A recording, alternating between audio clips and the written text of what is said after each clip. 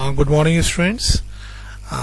My dear students and viewer, I am R.K. Ranjan. Once again, appear in front of you to discuss about one of the important aspect of the colligative properties of the solution.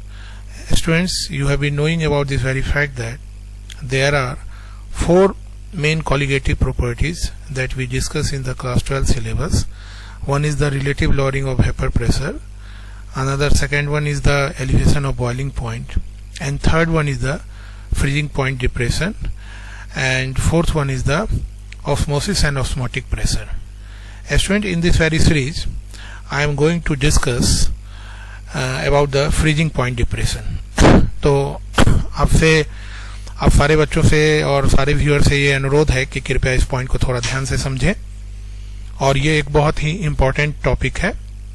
इसमें देखिए, generally आप लोगों ने देखा होगा कि temperature जब कम होता है किसी भी सॉल्यूशन का, जब टेम्परेचर हम लोग लोअर करते हैं तो धीरे धीरे एक ऐसा पॉइंट आता है कि जब वो लिक्विड जो है सॉलिडिफाई हो जाता है, वो सॉल्यूशन जो है आपका सॉलिडिफाई हो जाता है.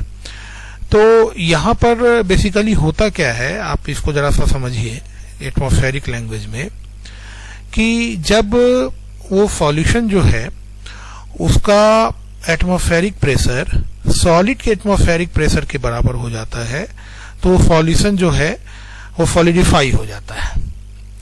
तो इसीलिए जो है जैसे मान लीजिए हम लोग पानी के जमने की बात करते हैं, तो यहाँ पर एक इसमें दिखाया भी गया है बड़ी खूबसूरती से कि यहाँ वाटर ग्लास में है और ये फाइनली जो है क्रिस्टलाइज होके सॉलिडिफाई होके आइस क्यूब में बदल गया. तो यहाँ क्या होता है कि टेम्परेचर लो होता है, तो लो होने से जो है इस आइस का जो वेपर प्रेशर होता है उसके बराबर में आपका वाटर का वेपर प्रेशर आ जाता है, और जिससे कि ये पूरा क्रिस्टलाइज हो जाता है. The temperature at which liquid state is converted into solid state, pressure increases freezing point. यहाँ है कि hence the freezing point of a liquid is a temperature at which the vapor pressure of the solid is equal to the vapor pressure of liquid. मतलब freezing point वह एक temperature है जिस temperature पे, जैसा मैंने पहले भी बताया था, कि सॉलिड के वेपर प्रेशर के इक्वल हो जाता है. मतलब कि अगर हम आप इसे ऐसे समझिए कि अगर पानी के टेम्परेचर को अगर हम धीरे धीरे धीरे धीरे कम करेंगे तो क्या होगा कि जैसे ही आइस के वेपर प्रेशर के इक्विवेलेंट ये आ जाएगा, तो आइस एक सॉलिड फॉर्म है वाटर का, तो उस पॉइंट पर ये पूरे के पूरे जम जाएगा. तो हम लोग कह सकते हैं कि the vapour pressure of solid is equal to the vapour pressure of liquid. At that very condition solution gets solidify. अब यहाँ पर जरा सा हम लोग इस पॉइंट पर जरा देखें कि ये फ्रीजिंग पॉइंट डिप्रेशन जो है ये बेसिकली इस प्रोसेस में होता क्या है. जैसे आप देखिए, यहाँ पे देख रहे हैं कि नॉर्मल फ्रीजिंग पॉइंट है, और वो जनरली हम लोग इस पे 1 एटमॉस्फेयर पे हम लोग मेजर कर रहे हैं. जब हम लोग इसमें सॉल्यूट ऐड कर देते हैं तो क्या होता है कि जो इसका फ्रीजिंग पॉइंट होता है किसी भी सॉल्यूशन का, सॉल्यूट के ऐड कर देने पर वो नॉर्मल फ्रीजिंग पॉइंट से वो कम जाता है उसका फ्रीजिंग पॉइंट. अब यहाँ देखिए कि freezing point depress when solute inhibit solvent from crystallizing. तो यहाँ पर आप लोग देखेंगे, लेकिन इसमें आपको एक चीज बताने का मैं प्रयास करना चाह रहा हूँ कि जैसे मान लीजिए सॉल्यूशन है, तो सॉल्यूशन जो है एक इम्प्योर फॉर्म होता है, और सॉल्वेंट है मान लीजिए उसको हम लोग प्योर फॉर्म मानते हैं. आप इसको ऐसे समझिए जैसे वाटर और सॉल्ट का जो है सॉल्यूशन है, तो यहाँ सॉल्ट मिला देने से जो वाटर होता है एक सॉल्वेंट जो है वो एक इम्प्योर फॉर्म में आ जाता है.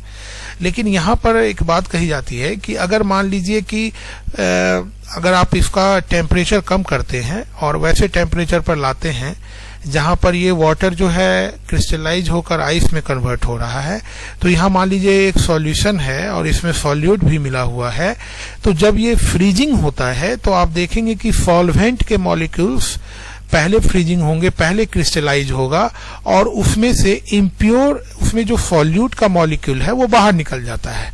इसलिए निकल जाता है, जो कि क्रिस्टलाइजेशन के प्रोसेस में होता है। इसीलिए कहा जाता है कि सेपरेशन, जैसे मान लीजिए दो मिसिबल सॉल्यूशंस हैं और उसमें कुछ जो है इम्प्योरिटीज मिले हुए हैं, तो उसको हम लोग क्रिस्टलाइजेशन प्रोसेस के द्वारा भी बाहर निकालते हैं। इसके पीछे कारण यह है कि जैसे ही हम सॉल्यूशन को फ्रीजिंग पॉइंट पे लाते हैं या उसको क्रिस्टलाइजेशन प्रोसेस में लाते हैं, तो उनके जो प्योर सॉल्वेंट के जो मॉलिक्यूल्स हैं वो क्रिस्टल का फॉर्मेशन करते हैं।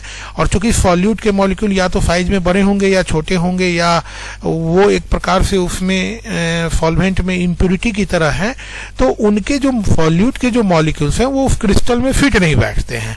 आप यहाँ पर भी देखिए कि जैसे ये ऑरेंज कलर के जो छोटे छोटे ब्राउनिश कलर के जो पार्टिकल्स आपको दिख रहे हैं, ये वही सॉल्यूट के पार्टिकल्स हैं। जब सॉल्वेंट क्रिस्टलाइज या सॉलिडिफाई हो रहा है तो उसमें इनके जो है एटम्स जो है वो फिट नहीं बैठ रहे हैं इस क्रिस्टल में, तो इसीलिए ये उसमें अलग हो जाते हैं। तो यहाँ भी है, भी हमने लिखा भी है, देखिए, solute particles does not fit into crystal lattice of solvent because of differences in the size. The solute essentially remain in solution and blocks other solvent from fitting into crystal lattice during the freezing process. अब हम लोग देखेंगे कि जो depression of freezing point है, इससे कुछ practical applicability भी होती है जो हम अपने डे टू डे लाइफ में देखते हैं। जैसे देखिए, ऑब्जर्वेशन बेस्ड ऑन क्वेश्चंस। देखिए यहाँ पर एक है कि why ethylene glycol is use in radiator during winter season in the cold countries having freezing weather. देखिए बच्चों, ये वाला जो क्वेश्चन है ना, अक्सर एग्जाम वगैरह में 1-2 नंबर के पूछ देते हैं। तो सीधी सी बात है कि इथिलीन ग्लाइकोल को जब हम लोग रेडिएटर पहले होता क्या है कि रेडिएटर बेसिकली इंजन को कूल करने के लिए होता है। तो रेडिएटर में पानी डाला जाता है। मान लीजिए कि अगर हमने पानी डाला और 0 डिग्री पे अगर पानी फ्रीज हो गया, तब फिर वो रेडिएटर में कैसे फ्लो करेगा? तो कूलिंग तो नहीं कर पाएगा। तो वहां पर हम लोग एक एंटी फ्रीजिंग सॉल्यूशन उसमें मिला देते हैं, इथिलीन ग्लाइकोल। ये क्या करता है कि फ्रीजिंग पॉइंट को रिड्यूस कर देता है। रिड्यूस करने का मतलब है कि जैसे वाटर अगर 0 डिग्री सेंटीग्रेड पे या 0 डिग्री पे फ्रीज हो जा रहा है, तो अगर हम इसको मिला दे रहे हैं इथिलीन ग्लाइकोल को, या इस तरह के एंटी फ्रीजिंग ऑब्जेक्ट्स मिला दे रहे हैं, तो ये और घट जाएगा। मतलब हो सकता है -10 या -20 एक सर्टेन टेम्परेचर पर जाकर जो है ये आपको जो लिक्विड है वो सॉलिडिफाई होगा, यानी कि वो आइस में कन्वर्ट होगा। अब ये देखिए कि why common salt is use to clear the snow from road.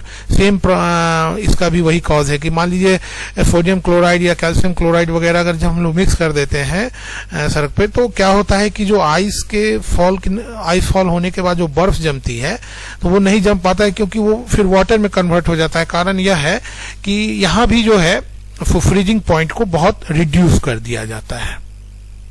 तो ये 1-2 कॉमन क्वेश्चंस हैं। अब जरा सा इसका हम लोग क्वांटिटेटिव एस्पेक्ट देख लेते हैं, डिप्रेशन ऑफ फ्रीजिंग पॉइंट। देखिए यहाँ पर एक ग्राफ बनाया हुआ है। इस ग्राफ में आप देखें, महसूस करेंगे आप यहाँ पर कि इसमें क्या बच्चों की, देखिए एक तरफ जो है आपके एक्स एक्सिस और वाई एक्सिस के अप्रोक्सीमेटली यहाँ पे दिखाया जा रहा है। तो यहाँ पे देखिए, एक पे वेपर प्रेशर लिया गया है और एक पर जो है सो टेम्परेचर लिया गया है। तो यहाँ पर जैसे देखिए कि सबसे पहले जो फ्रीजिंग टेम्परेचर है, यहाँ T0F जो है ये फ्रीजिंग टेम्परेचर ऑफ सॉल्वेंट है।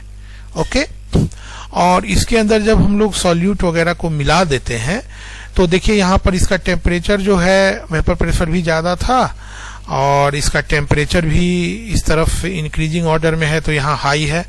लेकिन जैसे ही सॉल्यूट को हम लोग मिक्स करते हैं, तो सॉल्यूट मिक्स करते हुए ही इसका आप देखेंगे कि वेपर प्रेशर तो कम जाता है, तभी तो सॉलिडिफाई होगा। और उसके बाद यहाँ पर देखिए कि टेम्परेचर भी इसके कंपैरिजन जो है ये रिड्यूस हो जाता है। ये वाला जो है सॉल्यूशन का, ये लिक्विड सॉल्वेंट हुआ, ये प्योर फॉर्म में हुआ, जो आपको सैफरॉन कलर में दिख रहा है। और इसके अंदर मिक्स होते ही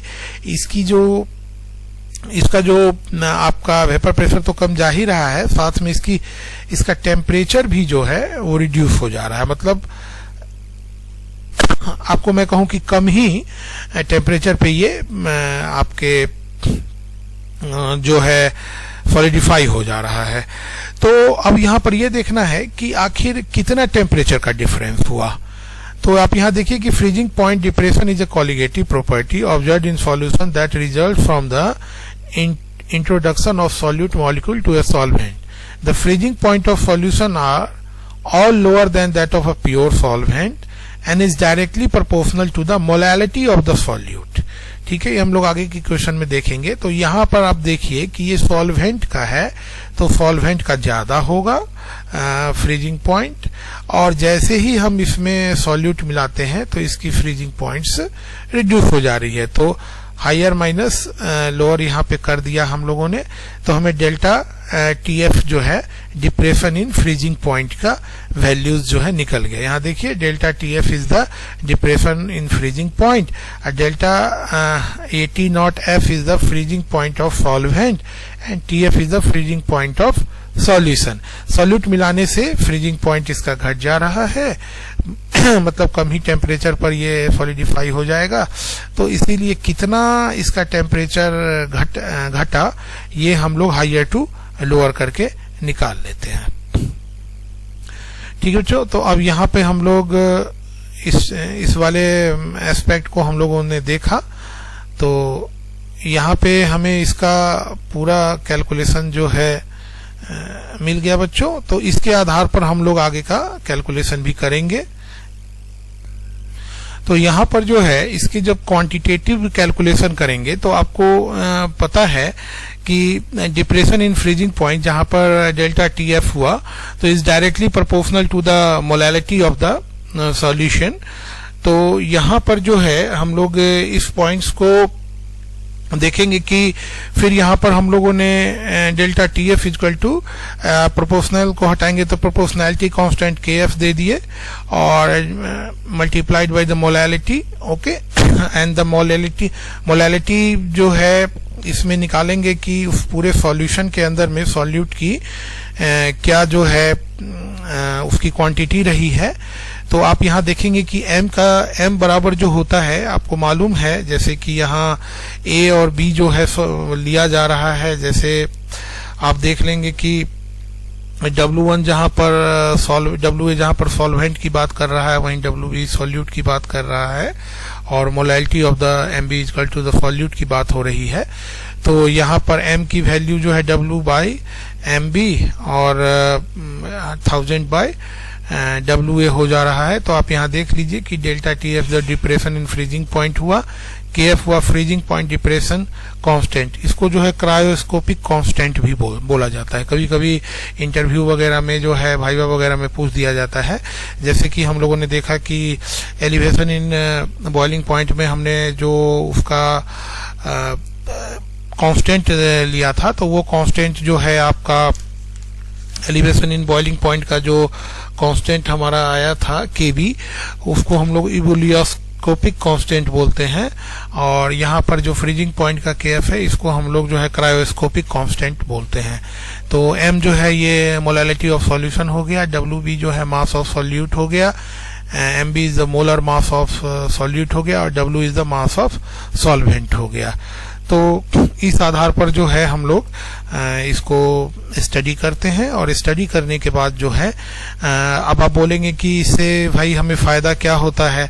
तो देखिए बच्चों, इसमें बेसिकली क्या होता है कि इसमें अगर आपको मान लीजिए WA, WB या delta TF along with the molar freezing point depression, इन सब की अगर जानकारी मालूम है तो आप क्या कहते हैं मोलर मास ऑफ सॉल्यूट निकाल सकते हैं। अगर मान लीजिए मोलर मास ऑफ सॉल्यूट मालूम है और बाकी क्वांटिटी मालूम है तो आप रेस्ट ऑफ द क्वांटिटीज इसकी निकाल सकते हैं।